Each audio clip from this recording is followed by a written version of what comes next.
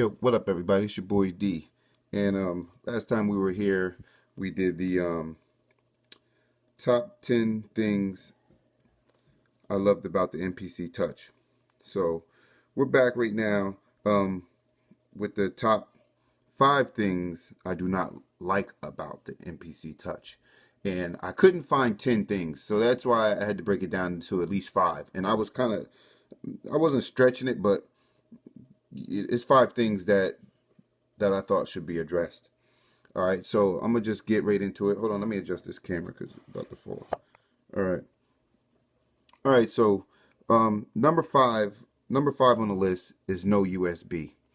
They should have at least put one USB port back there to plug a keyboard in, a mini keyboard, or any a MIDI keyboard in there. At least one.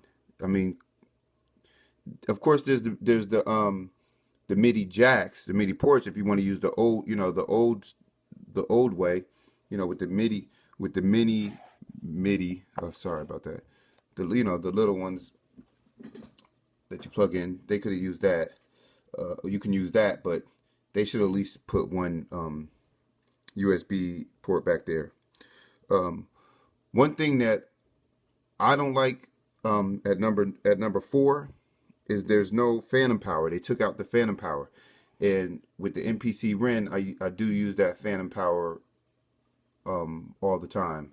Plugging a mic into that, using that phantom power.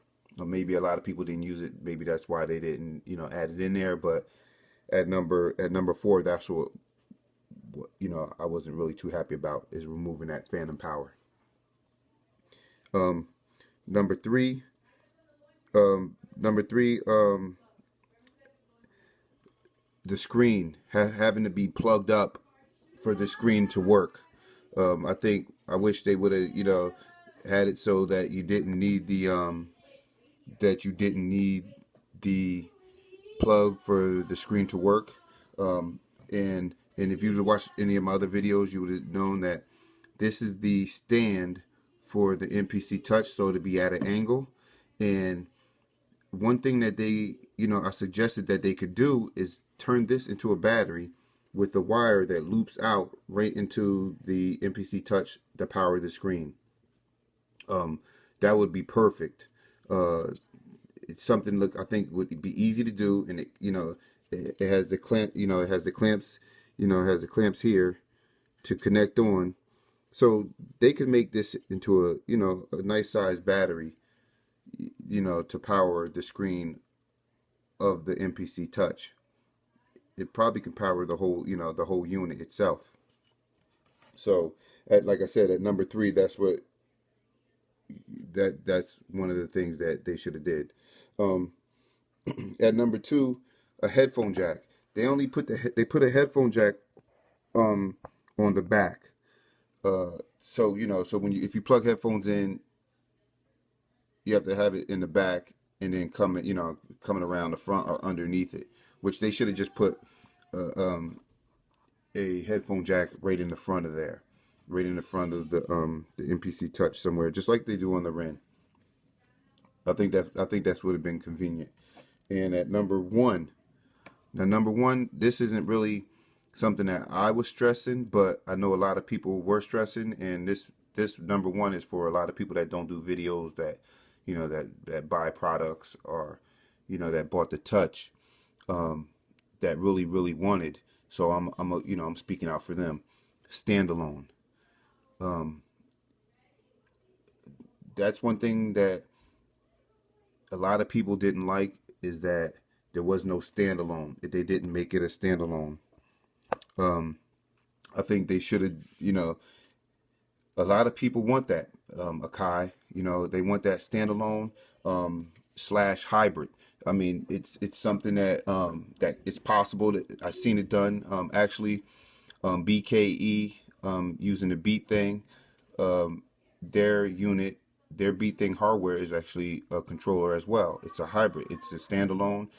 It runs on batteries, and when you're home, you can hook it up to the computer and run the Beat Thing virtual software. I think it's something very easy to do. If a small company like BKE could do it, then of course Kai could do it. I think the MPC Touch with the screen size would have been a perfect candidate for a standalone unit. Uh, Especially like I said, with this with the stand being converted into a battery that hooks to it, not just as a stand but as a battery as well that can be charged at the same time that it's being used. And and then when you unplug it, you can go, you can go out, and also being able to use it as a a standalone unit without having to plug into a computer. Hope that this can be addressed in the next production of an MPC Touch, maybe with a bigger screen, or the screen. Actually, the screen is a decent, a perfect size, I think. So, just making it into a standalone, I think would increase sales. Everybody wants a standalone, and at the same time, being able to use it with the MPC software as well, through USB. So, MPC Touch Hybrid would be a good thing to have, and I think a lot of people would be happy. They've got everybody that wants a standalone will get that, and the younger people that want that don't really mind about not having a standalone that hooks, that basically have their unit in the same place all the time, whether if it's a studio or a home and they don't travel. But it's just something that hopefully they address in the next production unit that they have. Everybody wants a standalone. Well, not everybody, but the people that do, they do. The people that don't, they don't. It doesn't matter, but it's still good to address some things that a lot of people have been asking about for a long time. So, um, that's it, man. I mean, if you guys can think of anything else, comment underneath. Please rate, subscribe to my channel. It helps out.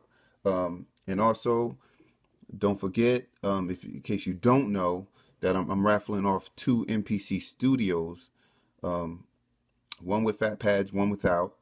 I'll leave the link down below for the Facebook group page, Beats on Deck, so you can see how to sign up for it. It's pretty easy to sign up. You just, you send $20 to studiocuts@gmail.com and just inbox me on the on that Facebook page, on that Beats on Deck group Facebook page, so I know to add you in the list. We're only letting 30 people enter, and giving away two MPC Studios. So it's your boy D. I'm out. Peace.